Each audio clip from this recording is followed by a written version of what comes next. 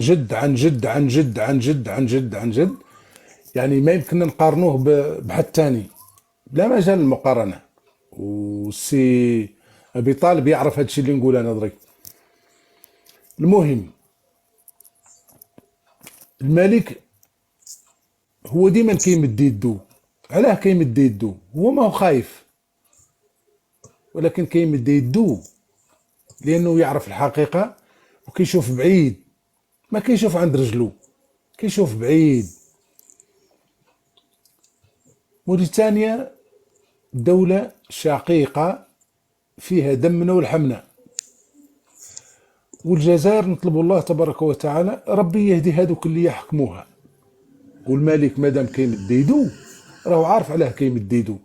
كيمد يدو كيطلب لهم الله الهداية. يا ودي تعالوا، راني انا ماد يدي، انا ما حضرت لذاك الشيء اللي كان فيه بويا اللي هو الحسن الثاني رحمه الله، واللي هو بومدين وداك الشيء. يعني احنا ما حضرناش في هذيك المشاكل. تعالوا، هاي يدي ممدوده، مرحبا وسهلا.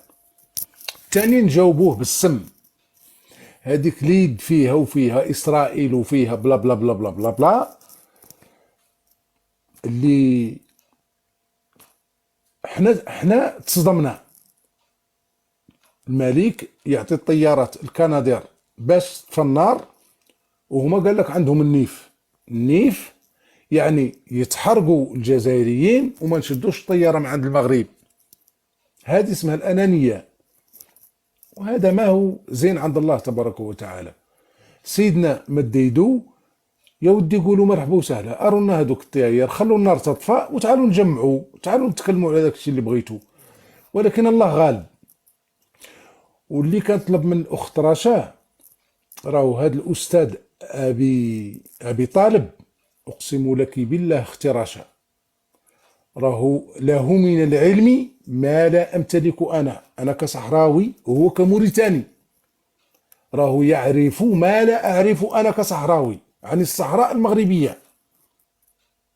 راهو استاذ، وراهو انسان طيب وخلوق. ولكن هو ما يبغي يمس كرامه الاشخاص الاخرين اللي منهم الجزائريين واللي منهم البوليزاريو. هو كيحترم الناس كاملين. ولكن راني اختي اقسم لك بالله، راهو قنبله موقوته. هذا الاستاذ ابي طالب راهو قنبله موقوته، لانه عنده بوه كان ضابط في الجيش الموريتاني ويعرف الحقائق.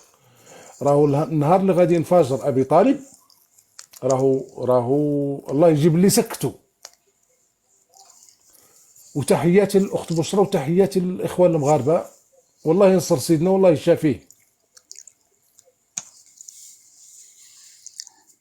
الله يحفظك سيدي سعيد، الله يحفظك وشكرا جزيلا. هو فعلا الأستاذ أبي طالب رجل غني عن التعريف، كنعرفوه، سمعنا تدخلاته وفي جعبته الأسرار الكبيرة والكثيرة جدا. ما يميز الرجل أنه محايد، وأنه ينطلق من منطلق الحقائق والوثائق. أيضا ممكن نسميه عليه أنه رجل ثقة في الوثيقة في موريتانيا. أنا هذا الرجل أتنبأ له بمستقبل سياسي زاهر جدا، وأطلب من الله العلي القدير أن يكثر من أمثاله في جميع الدول المحيطة بنا بما فيها الجارة الشرقية، لأن الرجل يتسم بالاتزان وبالعقلانية وبحب بلده، يعني حب كبير جدا، بالإضافة إلى أيضا حب الشعوب الأخرى ومن ضمنها المغرب. تحياتي لك أستاذ سعيد، شكرا جزيلا. سي علي، سيدي علي بن طالب.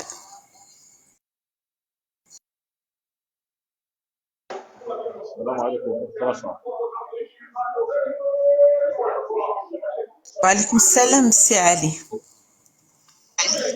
شكرا جزيلا لك الأخت سي علي عندك مشكل في الصوت،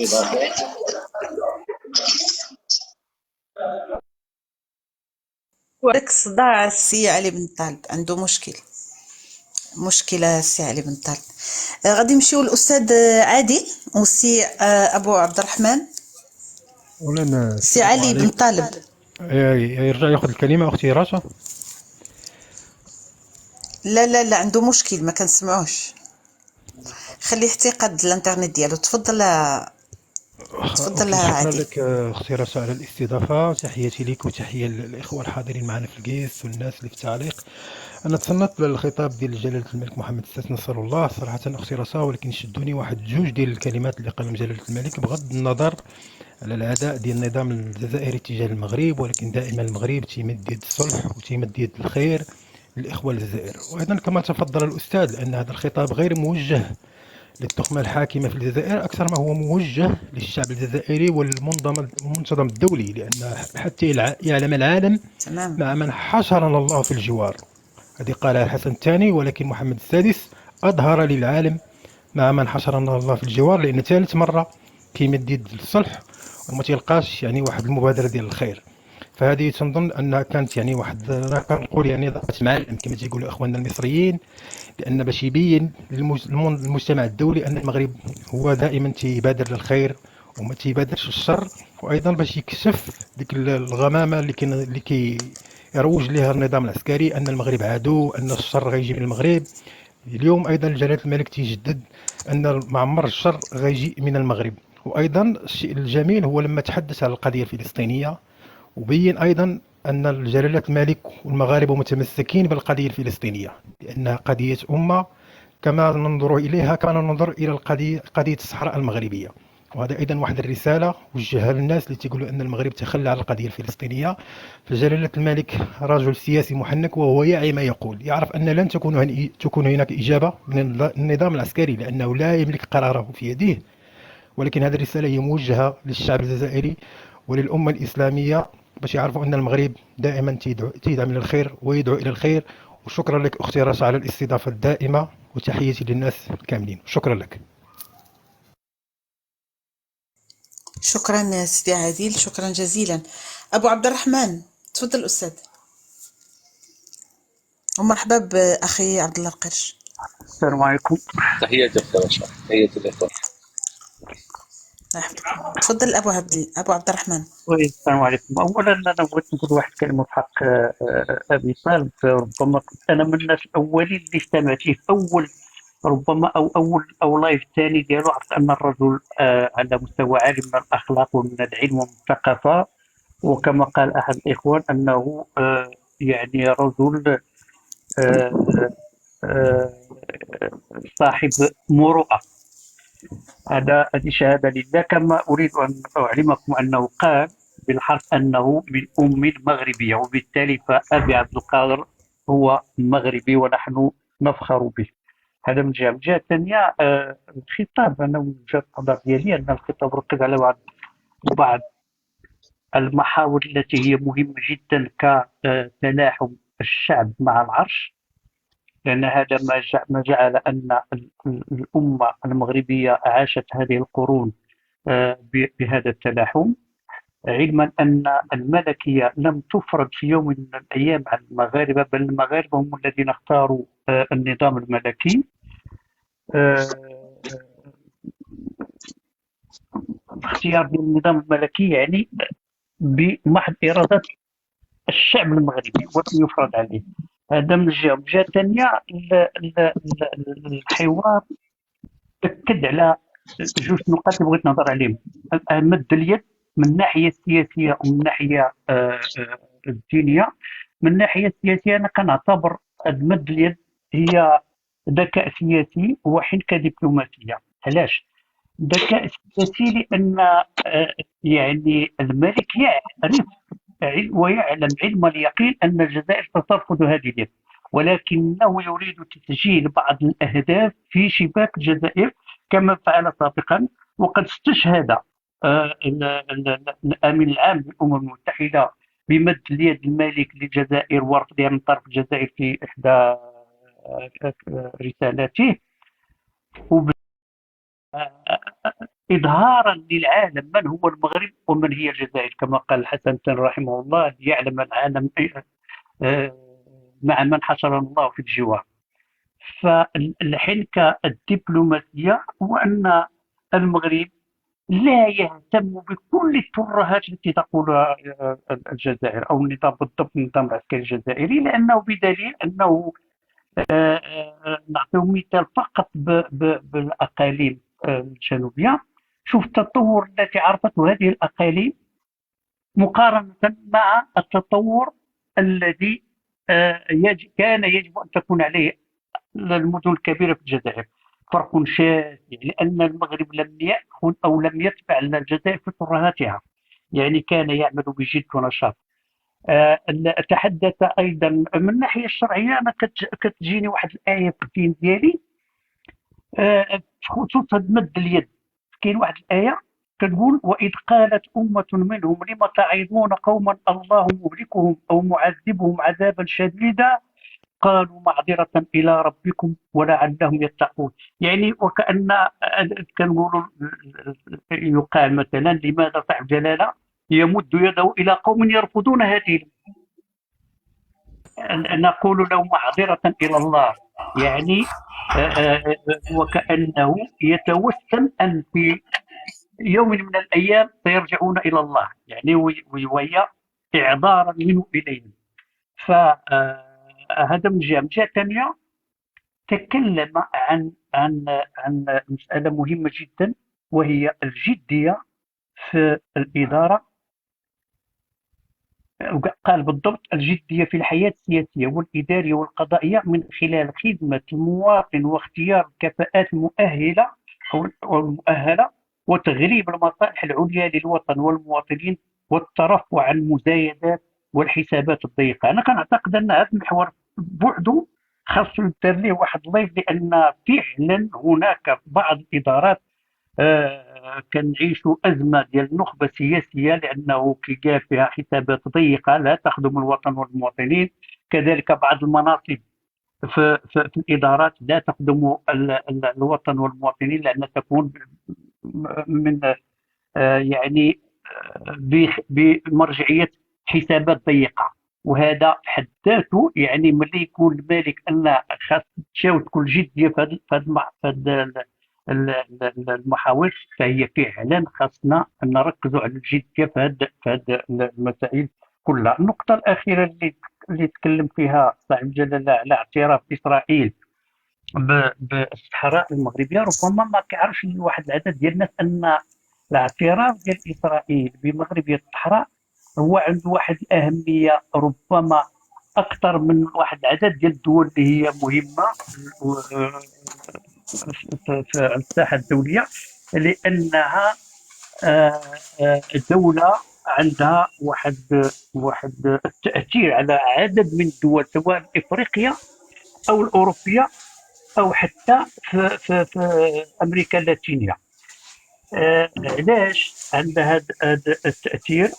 وربما عرفتوا أن فرنسا كان عداؤها للمغرب من بين الأسباب هو تقاربها مع إسرائيل، وقد طلبت من المغرب إلغاء الاتفاقية مع إسرائيل لأنها تعلم أنه عندها فيها ضرر. كذلك إسبانيا، لأنه التجأت إلى المغرب عندما عرفت أن المغرب له قوة. وقد قال أحد مدراء الاستخبارات الإسبانية عندما قال صوت وصورة في فيديو أن يعني إسبانيا احتارت في العلاقة التي أصبحت بين المغرب وأمريكا التي تفضلها على المعسكر الغربي، على كثير من الدول في المعسكر الغربي. وبالتالي فالاعتراف ديال إسرائيل بمغربية الصحراء غيكون عنده واحد البعد إقليمي ودولي مهم جدا. يكفي أن تعلموا أن أول دولة اعترفت بمغربية الصحراء أنها صرحت بتعيين مستشار عسكري يعني مباشرة. وهذا رسالة إلى واحد الكثير من الدول، لأن الصحراء أصبحت موضع اهتمام للكثير من المستثمرين الدول العظمى، وبالتالي كانت إشارة إلى أن الصحراء المغربية ستصبح محمية من طرف جميع الدول العالمية، لأن الصحراء هي منبع لواحد العدد ديال الاستثمارات المهمة في العالم. وشكرا على المساحة الأخت رشا. شكرا جزيلا أستاذ أبو عبد الرحمن، شرفتينا بمداخلتك أخي عبد الله رقش. السلام عليكم. وللاسف ما سمعتش المداخله نتاع ابو عبد الرحمن. مشكله وقع في التيك توك البارحه على ما اعتقد. تسمعوني يا كفتي رشا؟ كنسمعك وي. نعم. كاين تحديث في تيك توك. ها على داك الشيء ما سمعت لا المداخله نتاع الاخ عادل ولا نتاع ابو عبد الرحمن للاسف، ولكن ماشي مشكل. انا اختي رشا ما سمعتش الخطاب، ولكن سمعت لواحد تحليل او لا واحد المختصر تاع الخطاب من واحد الاخ، وبغيت نبني على زوج نتاع تصريحات جاو في خطاب غير هو نصيحة أخي عبد الله، نصيحة أخي عبد الله، اسمعوا لأنه خطاب يدرس. صحيح صحيح صحيح. لا هو المختصر كان مختصر مفيد، واستطعت اننا نخرجوا بواحد الخلاصه منه. بغيت نرتكز على جوج تاع الكلمات او جوج تاع التصريحات في خطاب صاحب الجلاله نصره الله، عندما قال على ان العلاقات مع الجزائر هي مستقره. بغيت نسطر على هذه الكلمه مستقره. وعندما توجه صاحب الجلاله مرة أخرى إلى الجزائر نظاما وشعبا بقوله على أن لن يأتيهم الشر أبدا من المغرب. وهنا بغيت نعطي زوج نتاع الزوايا ربما، أو جوج تاع القراءات حسب الفهم ديالي البسيط. الزاوية الأولى هي عندها امتداد تاريخي وعندها امتداد ديني أيضا، ومنسجمة مع الرؤية نتاع الملكية في المغرب منذ قرون في علاقتها مع الجزائر، سواء الجزائر العثمانية أو سواء الجزائر الفرنسية أو الجزائر الكبرناطية، لأنها علاقة ربما تعبر على أننا كنا دائما وأبدا حامين لهذه الجزائر، معلمين لها، مربيين لها. وبالتالي خطاب صاحب الجلالة ينخرط في هذه النظرة المستنبطة أو المستمدة من إمارة المؤمنين، التي تعبر عن الأخوة الحقيقية التاريخية، أخوة التراب وأخوة الدم، والتي تعبر أيضا عن حسن الأخلاق، وفيما نتكلم عنه دائما بحسن الجوار، والذي نطبقه تطبيقا ليس كلاما وفقط، كما كان يقول بومدين في خطابته المليئة بالخبث وبالسم. ثم الزاوية الثانية، وهنا يأتي فهمي البسيط، عندما يتوجه صاحب الجلالة إلى الجزائر نظاما وشعبا ويقول على أنه لن يأتيكم الشر من المغرب أبدا. عندما نرى تبون وانخراط الجزائر مع المعسكر الشرقي بوضوح، لأن الجزائر كانت تلعب تلك الورقة، إذا اعتبرنا على أنها تمارس نوعا من الدبلوماسية، كانت دائما تحاول أن تلعب ورقة التوازن ما بين الكتلة الغربية وما بين الكتلة الشرقية. لكن مؤخرا سمعنا تبون في روسيا على أنه يدعو روسيا للصون أو لصيانة الاستقلال، ويدعوها أيضا إلى تعجيل دخول الجزائر إلى البريكس لمحاربة الدولار. علمنا أيضا تحركات أمريكا ومنادات بعض يعني النواب في الكونغرس أو السيناتورات بعقوبات على الجزائر. رأينا أيضا تدهور علاقة أوروبا عموما بالجزائر بعد توجهها نحو الشرق، أو قبل توجهها نحو الشرق بأشهر. إذن ربما أقول بأن المغرب يتوفر على معطيات، بناء على ما قلته الآن، يتوفر على معطيات ربما مفادها على أنه يراد شر بالجزائر من طرف الدول الإمبريالية اليوم التي هي منخرطة يعني في ثورة جيوستراتيجية اختارت الجزائر أن تكون في الجانب النقيض منها. إذا اعتبرنا على أن المغرب يتوفر على هذه المعطيات، ربما المغرب يريد أن يعني يستبق الأمور وأن يقول للجزائر أو أن يحذر الجزائر بطريقة غير مباشرة على أن المغرب لن ولم ينخرط أبدا في مخطط ضد الجزائر، لأننا نعلم على أن الجزائر من لا شيء يمكن أن تخلق بروباغندا وأن تتهم المغرب كعادتها. ثم المسألة الثانية هي كلمة أن العلاقات مستقرة، ونحن نعلم على أن العلاقات مع الجزائر منذ 63 لم تكن أبدا علاقات طيبة، حتى في عهد الشاذلي بن جديد والمغرب العربي وكذا، يعني كان نوع من الاستقرار السياسي رغم تشبث الجزائر بما تتشبث به مع البوليزاريو. العلاقات مستقرة يعني على أن المغرب لا يعير اهتماما للجزائر نهائيا، يعني على أن المغرب في مخططاته الدبلوماسية أو الاقتصادية أو السياسية أو الاجتماعية لا يعير للجزائر اهتماما أبدا، وبالتالي يعتبر على أن الجزائر دولة بجانب المغرب يعني لا تأثير لها على المغرب، وبالتالي العلاقات مستقرة، بمعنى أنها في ظل هذا النظام الكبراناتي الغاشم الذي يقبع على قلوب إخواننا الجزائريين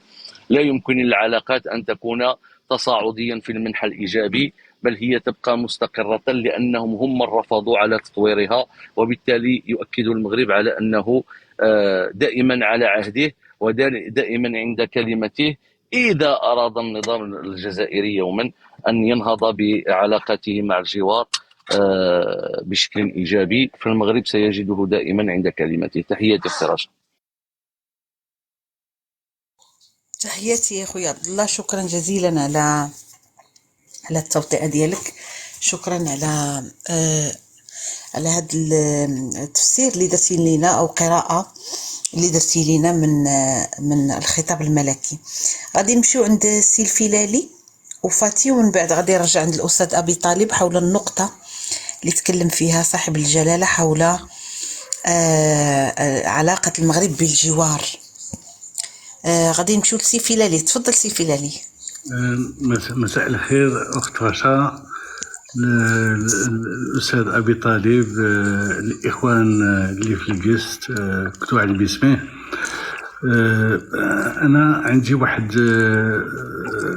القراءة يعني بغيت نشاركها معكم، يعني على حساب فهمي البسيط. بالنسبه لي انا كناخذ من الخطاب الملكي واحد 3 ديال النقاط اللي مهمه بزاف اساسيه. النقطه الاولى هي خطاب العرش. يعني تعودنا اننا يكون بحال خطاب ديال يعني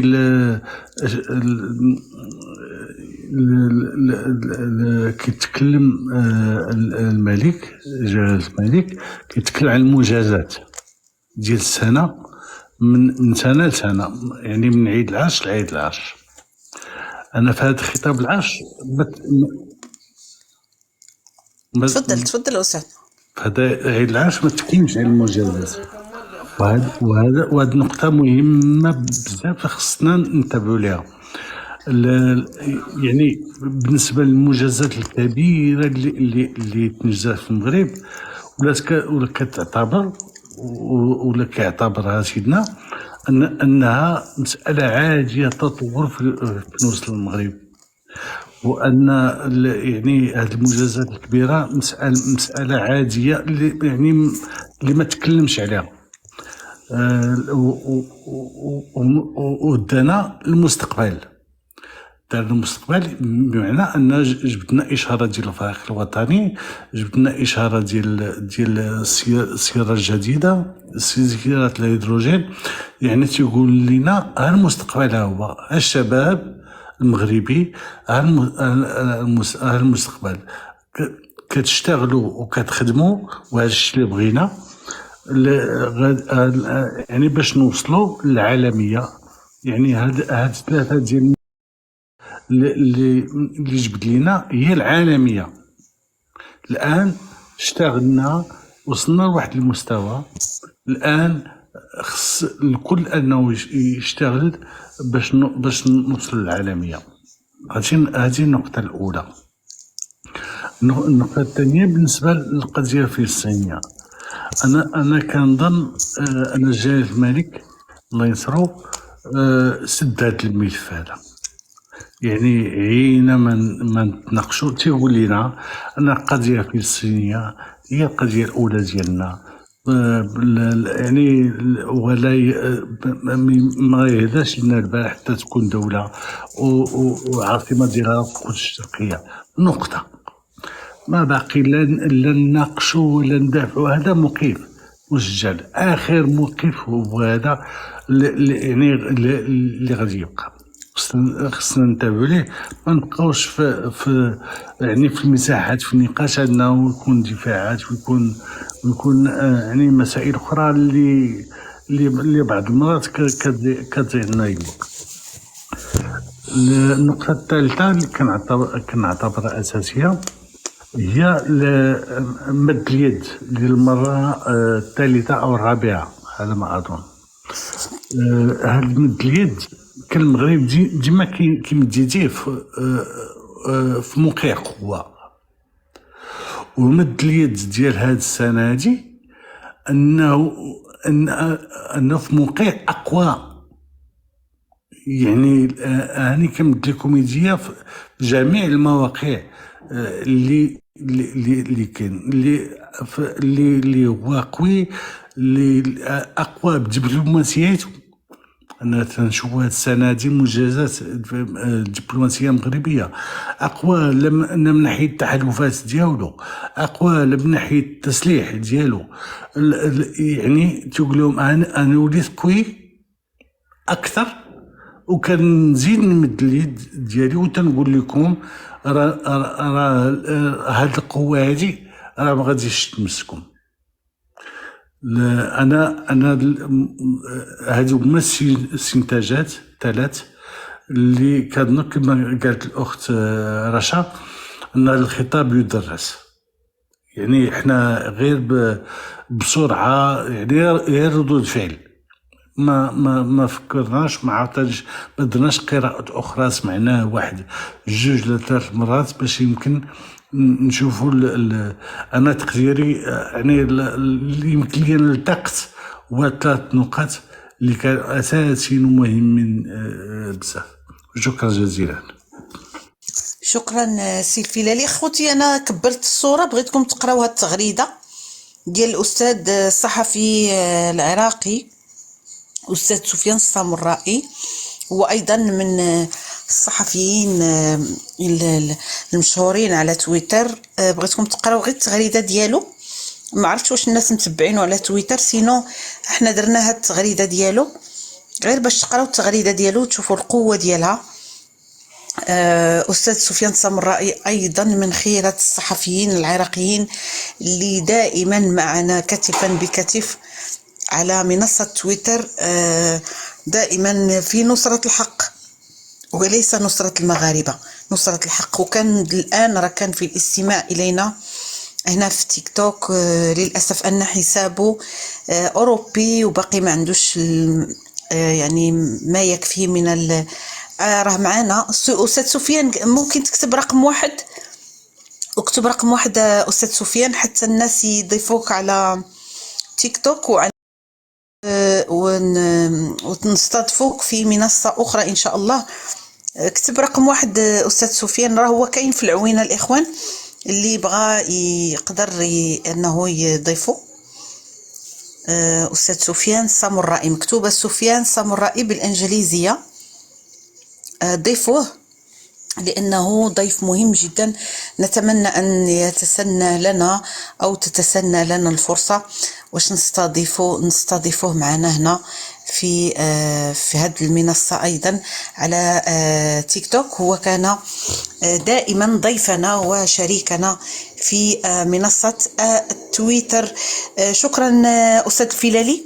نمشيو عند أختي فاتي ومن بعد غادي نعرج على سي خليه لنا باش يذكر لنا ما يقصد به أو ما الفحوى ديال العلاقة المغرب بدول الجوار اللي ذكرها صاحب الجلالة في الخطاب ديالو، وكذلك ناخذ تعقيب أيضا من أستاذ أبي طالب بحكم أنه ينتمي لدولة من دول الجوار ومهتم أيضا بالشأن الشمال الإفريقي. لالا فاتي تفضلي.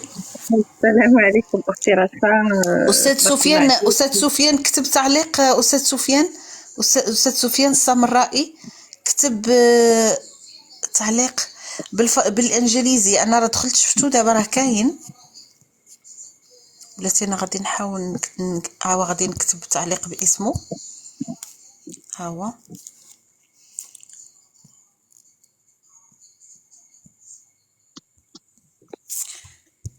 أنا كنصحكم أنكم أنا كتبت التعليق باسمه. كنتمنى أنكم أيضا تضيفوه على تويتر. عنده صفحة رائعة وجميلة جدا ومن أقوى المغردين العرب على منصة تويتر. تفضلي يا فاتي.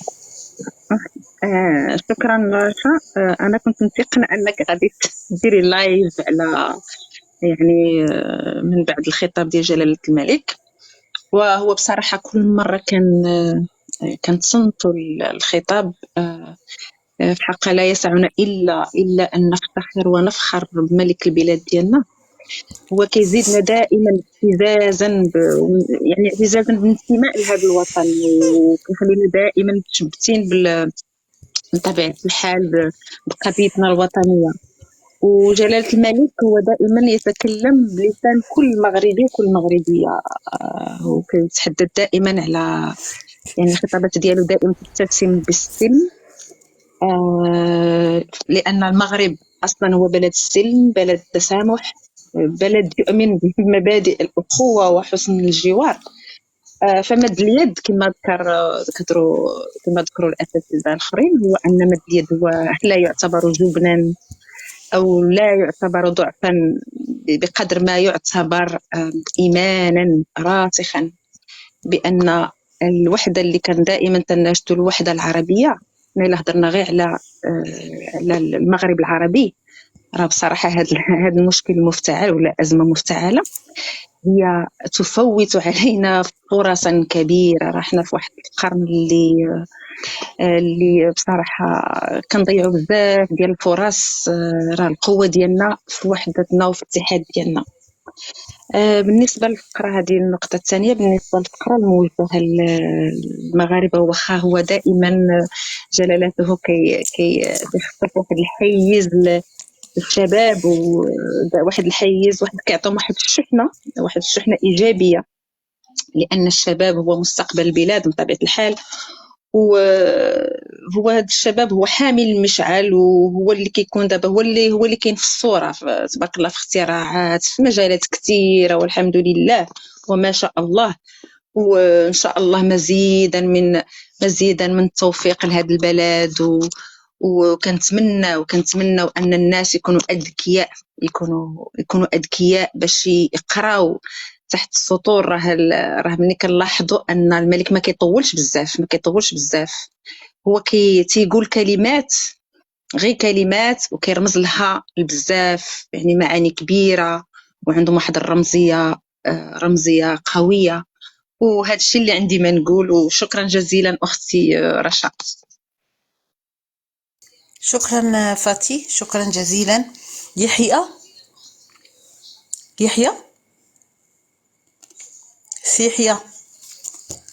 يحيى البولماني. السلام عليكم. وعليكم السلام ورحمة الله. السلام عليكم. مرحبا أخي.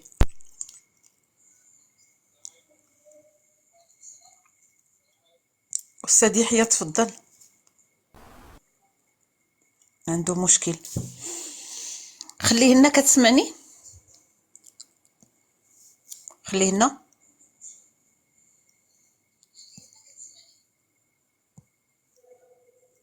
خلينا تسمعني.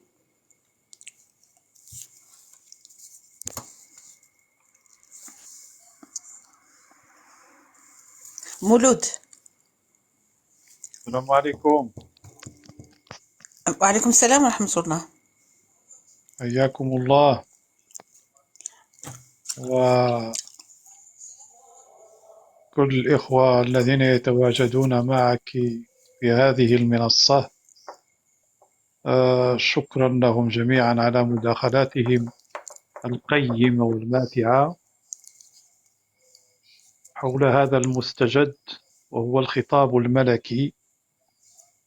ودائما الخطابات الملكية تكون شافية وجازمة وقاطعة،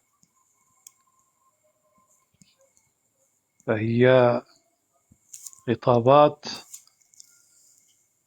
تنص دائما على مجموعة من القضايا الأساسية وتدعو إلى الوحدة وإلى التعاضد. وما استوقفني هذا المساء في الخطاب الملكي هو أنه دعا الشعب المغربي إلى التمسك بالقيم. تسمعونني ياك؟ كتسمعوا لي؟ كنسمعوك ممتاز، تفضل غير نعم كمل استرسل أخي. نعم.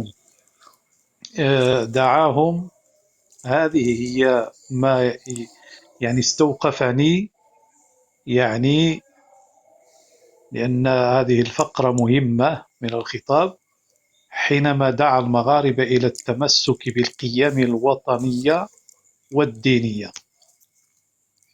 ثم بعد ذلك دعاهم إلى التمسك بالوحدة الترابية، يعني للمملكة.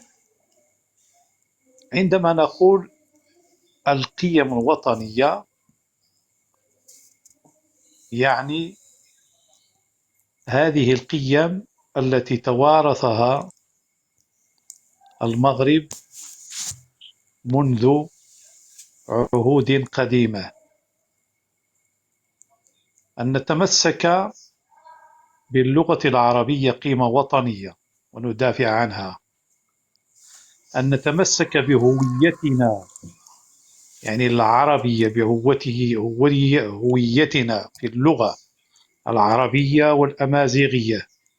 طبعا العربية والأمازيغية هذه منصوص عليها في الدستور.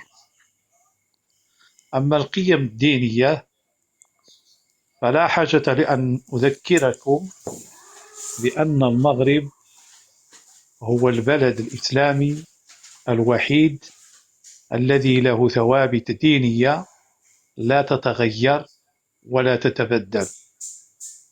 أولا المذهب المالكي، ثانيا العقيدة الأشعرية، ثالثا التصوف على طريقة الجنيد السالك، رابعا إمارة المؤمنين.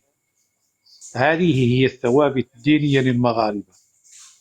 وعندما دعانا جلالة الملك إلى التمسك بهذه الثوابت معناها دعا الشعب المغربي إلى أن يتحصن. عندما يتمسك بهذه الثوابت الدينية أو بهذه القيم الدينية يتحصن ضد كل الانحرافات في العقيدة أو في المذهب أو في يعني التصوف وفي إمارة المؤمنين.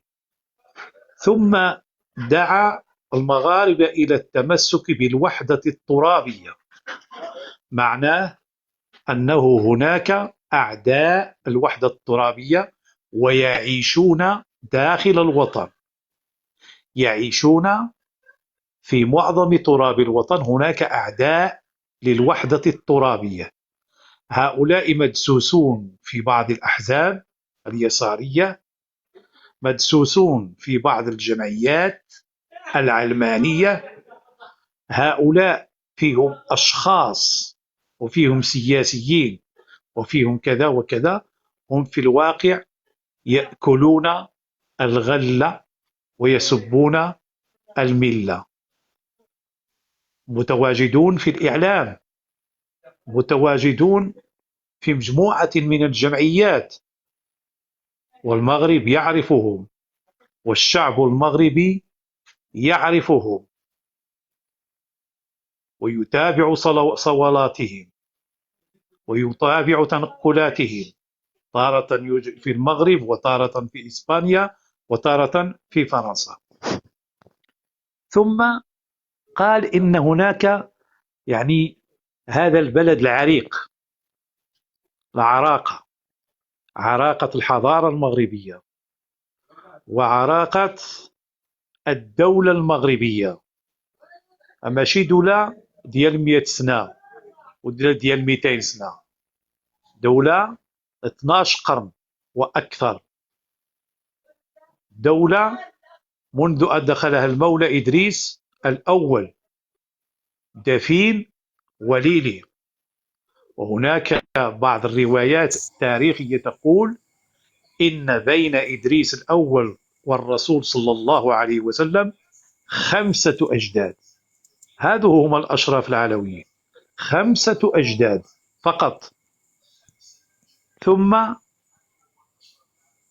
هذا البلد هي أمة مغربية عريق، كانت حدوده ممتدة في إفريقيا في عهد أحمد المنصور الذهبي، تجاوزت حدود المغرب السنغال والنيجر وما إلى ذلك. ثم بالطريقة التيجانية المتجذرة في المغرب والمتجذرة في إفريقيا وفي السنغال، منشأ أعتقد في السنغال، هذه الطريقة التيجانيين في السنغال هم يعتبرون الملك محمد السادس هو أميرا له. هذه الطريقة التي لعبت دورا كبيرا في نشر الإسلام والتصوف والذكر في كل القارة الإفريقية. عندما نتحدث عن الإسلام في المغرب لا نتحدث كالإسلام في الجزائر أو في تونس أو في كذا. عندما في تونس مثلا يفطرون جهارا في نهار رمضان، ومجموعة من التصرفات المتواجدة في بعض دول المغرب العربي باستثناء موريتانيا، هذا البلد العريق أيضا في إسلامه وفي مذهبه المالكي وغير ذلك. المغرب له حضارة عريقة، له المذهب المالكي اختاره السادة الملوك المغاربة منذ أن وصلوا إلى إمارة هذا البلد. والمذهب المالكي هو ذلك المذهب الذي حصن المغرب من التيارات، خاصة التيار الشيعي. والعقيدة الأشعرية، العقيدة التي توازن بين العقل والنقل، هي التي حافظت على عقيدة الإسلامية لدى المغاربة، عقيدة صافية ونقية. ثم نقطة أخرى استوقفتني في الخطاب، أنه أكثر من 3 مرات والملك محمد السادس يدعو الأشقاء الجزائريين، أقول أشقاء الشعب الجزائري وليس الطغمة العسكرية، يدعوهم إلى الصلح، إلى التسامح، إلى فتح الحدود، إلى النظر إلى المستقبل، إلى نسيان الماضي. ولكن لا حياة لمن تنادي، لأن الطغمة العسكرية طغمة متسلطة على الشعب، لا ديمقراطية، لا جمعيات. المغرب بمؤسساته برلمان، مجلس الشورى، مؤسسات وطنية كبيرة، انتخابات عادية وديمقراطية، وقطع أشواطا في طريق التنمية وفي طريق الديمقراطية. نعم، قطعنا أشواطا في طريق، لم نصل إلى ديمقراطية حقيقية، ولكنها سنصل إليها. بدأنا، قطعنا أشواطا كبيرة في طريق النماء وفي طريق الديمقراطية وفي طريق حقوق الإنسان. دعاهم، هذه تدل على أخلاق الملوك، هذه الأخلاق الإسلامية.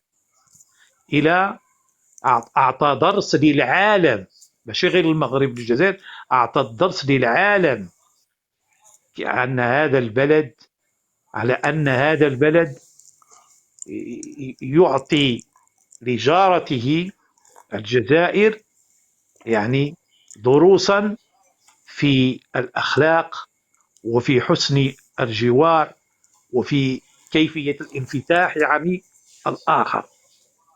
كيف لا ونحن أمة إسلامية؟ المغرب جزء من الأمة الإسلامية والجزائر جزء من الأمة الإسلامية. كيف نؤسس لأمة والأجزاء مشتتة؟ كيف نؤسس لأمة إسلامية والجزائر تعادينا وتعاكسنا في وحدتنا الترابية، بل تعاكسنا حتى في قضية سبتة ومليلية. حتى في مليلية صرحت يوما في إعلامها أنها مدينة إسبانية. ولذلك نتوقف على حقيقة ما قاله المرحوم الحسن الثاني، يعني قال بالعبارة: ليعرف العالم مع من حشرنا الله معه. نحن مع الجزائريين، الشعب الجزائري إخوة، ولكن عندما سلطت عليه هذه الطغمة العسكرية، هذه الطغمة الدكتاتورية التي تحكمهم بالحديد والنار، هي التي عكرت كل شيء، بل وهناك تواطؤ بينها وبين فرنسا. يا عجبا، كيف لدولة كانت مستعمرة تتحالف الآن مع المستعمر السابق ضد الوحدة الترابية. ولكن المغرب يعطي لهم دروس في الوحدة الترابية وفي الوطنية، وفي كيف أن يعني جدية السياسة المغربية كما قال العبد الملك أعطت أكلها. مجموعة من الدول اعترفت بالصحراء المغربية، دول كبيرة، دول لها وزن، وبقيت الدول الأخرى في الطريق. فرنسا سيأتي اليوم لأن تعترف صاغرة بوحدة المغرب، وبريطانيا في طريقها إلى الاعتراف بالوحدة المغربية. مجموعة من الدول الأوروبية ستعترف بهذه بالوحدة الترابية للمغرب. واليوم المغرب وضع شروطا جدية للتفاوض مع الاتحاد الأوروبي حول توقيع يعني شراكة اتفاقية صيد الأسماك في التراب المغربي. أنتم لا تعترفون، بعض الدول لا تعترف بالصحراء وتقول تشترط على المغرب إلا أن يجب أن نترك أسماك الصحراء لأهلها. واليوم المغرب وضع شروطا: يا إما أن تعتبروا المغرب من طنجة إلى القويرة وطنا واحدا، يا إما فلا اتفاقية معه. وبعض الدول يا إما أن تعترف بالوحدة الترابية، وإما فلا اتفاقية. هي المنظار كما قالها في خطبته الماضية. الصحراء المغربية أصبحت الحكومة المغربية ووزارة الخارجية تنظر به، هي المنظار الذي تنظر به إلى الدول، كيف تتعامل مع الدول. من يعادينا في وحدتنا نعاديه أيضا، من لا يقبلنا لا نقبله أيضا، من يضع شروطا تعجيزية لأي اتفاقية نضع شروطا أكثر تعجيزية منه. هذا هو المغرب يا سادة، بلد التحدي، بلد أذهل العالم في كل المجالات. في المجالات الصناعية أخيرا، السيارة الهيدروجينية، وأول سيارة من صنع محلي. أذهل العالم في الرياضة، في كأس العالم وصل إلى نصف النهاية. نحن أنا شخصيا لا أعزل، أنا شخصيا فقط لا أعزل الرياضة عن السياسة، لأن الرياضة عندما يعزف نشيدك أكثر من 9 مرات أعتقد في المونديال، الناس أصبحوا الآن مجموعة من الجماهير العالمية حفظت النشيد المغربي، إن لم تحفظه كليا فجزئيا. الجمهور البرازيلي والجمهور الأمريكي كانوا يردد منبت الأحرار بشيق الأنوار مجموعة الله الوطن الملك، حفظوا النشيد المغربي، عرفوا الراية المغربية. لأن الملك الراحل حسن قال عندما حطم سعيد عويطة ذلك الرقم القياسي، قال إن العالم أصبح يعرف سعيد عويطة أكثر من معرفته للملك المغربي. هذه هي قيمة الرياضة. الأوروبيين والأمريكيين الرياضة لا يفرقون بينها وبين السياسة. هذا هو الواقع.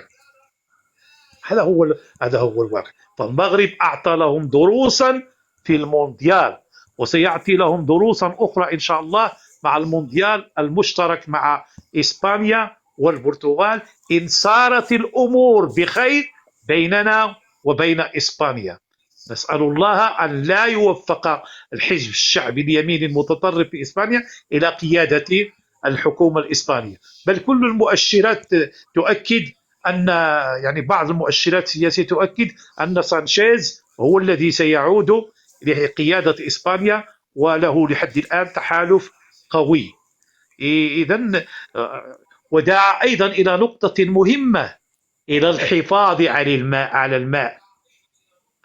فالحسن الثاني رحمه الله بنى أزيد من 70 سدا، وذلك في إحدى الندوات الصحف قال إنه سيأتي اليوم الذي يصبح فيه الماء كالبترول، يباع كما يباع البترول، يكون سعره غالي.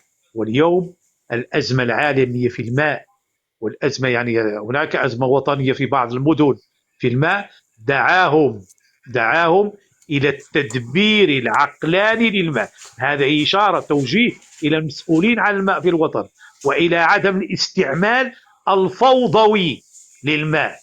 كيف أنت من الماء الدولة تسقي به الأشجار ديالك والجاردان ديالك على حساب الدولة، هذا هو الاستعمال الفوضوي للماء.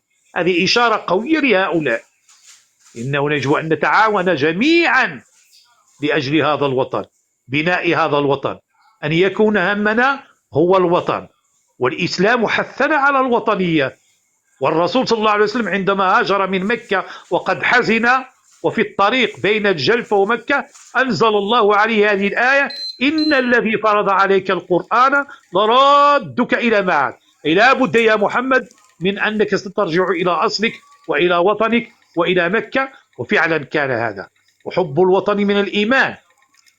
كيف لجندي مثلا يسمح بإدخال المسدس عبر بوابة إسبانيا منين صار بليبيا أو بوابة مثلا سبتة، وهذا ليس في وطني، سمحت لي بإدخال هذا المسدس وهذا كذا، أنت تساهم في تخريب الوطن. دركي أيضا يتساهل مع بعض الأشخاص الأقوياء ويطبق القانون على الضعفاء، هذا ليس في وطني. مجموعة من الاعتبارات نحن نسعى إلى أن نكرسها على أرض الواقع، وأن تكون في أرض الواقع. والمغرب يسير إلى هذه الحالة إن شاء الله. نحن سائرون في طريق النماء إن شاء الله، وفي طريق التقدم، وفي طريق الديمقراطية، وفي طريق حقوق الإنسان. والحمد لله الحمد لله، إلا بعض الأصوات التي تستغل هذا الهامش ديال الحريات، هامش حقوق الإنسان، فتقوم بمسائل في الحقيقة لا وطنية. هذا ما يمكن أن أقوله، وتحياتي لكم والسلام عليكم. شكرا جزيلا أخي مولود، ورغم أن مداخلتك كانت طويلة ولكن أنت أثرت جميع النقاط وكانت أيضا مهمة. غادي نمشي عند أخي خليه لنا، ومن بعد السلام مباشرة عليكم.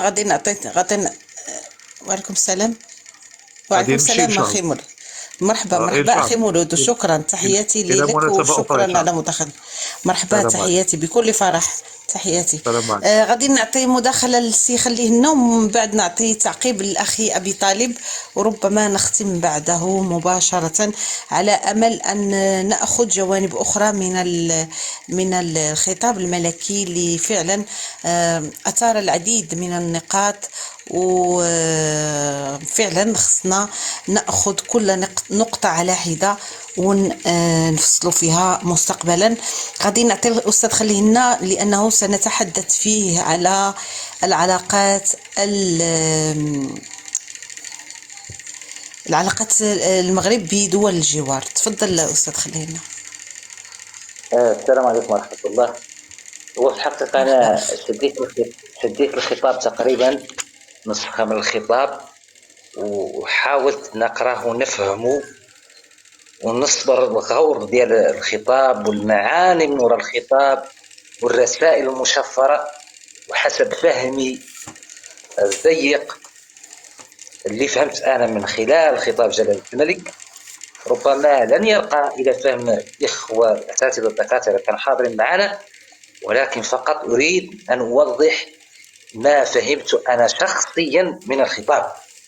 أولا الإخوة الكرام، في مستهل الخطاب قال جلالة الملك بأن المغاربة معروفون على الخصوص بالجدية والتفاني في العمل، ونحن في المغرب الإنسان اللي كيخدم جدية كنقولوا هذاك خدام بنيته، هذه متفقين معاه، كنقولوا هذاك الإنسان كيخدم بنيته. وأنتم تعلمون أن كلمة النية